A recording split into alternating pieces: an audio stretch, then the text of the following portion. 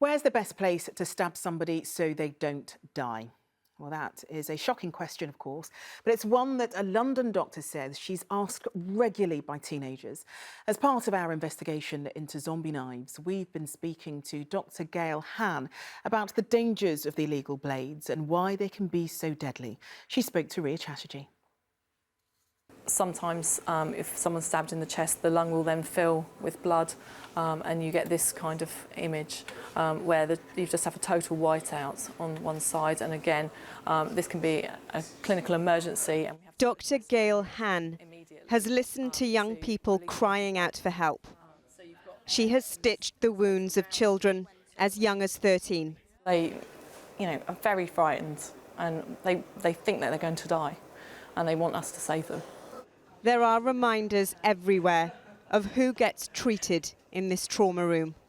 Young stab victims often just walk in, brought by a friend. So from a clinical medical perspective, why is it so important that the ban on zombie knives is properly enforced? They often have a serrated blade. They're designed to do more damage, so they're often deeper, far more difficult to suture because they are jagged, and far more life and limb threatening. Sometimes when I'm doing my education programs in schools, I have had young people saying, where's the best place to stab somebody so that they don't die? And I'm like, there is no safe place.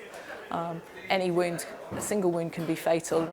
My environment was filled with gang and crime culture. We didn't have any positive role models, so we just started to mirror the behaviour that we saw. Gideon is 25 now.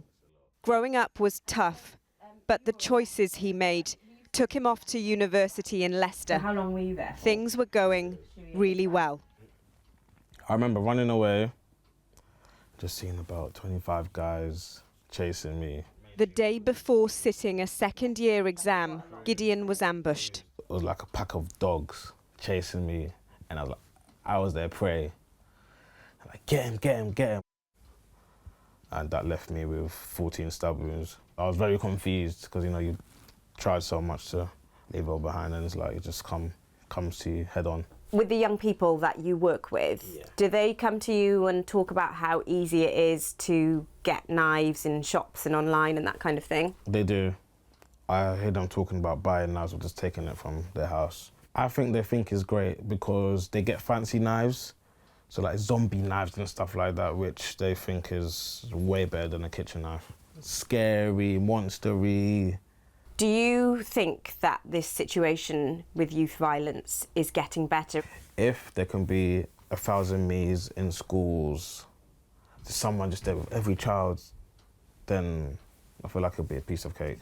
Some of these young people I've seen so much at the age of 11, at the age of 12, they've got so much pain in them and they don't know who to tell. Dr Hann agrees.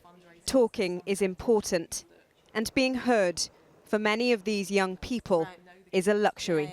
Sadly, when I am suturing wounds, it often takes a long time. That's a perfect opportunity to be having a conversation about what's going on with their lives, and engaging them and saying, who is important in your life, who do you have that you can look up to, who do you have to talk to?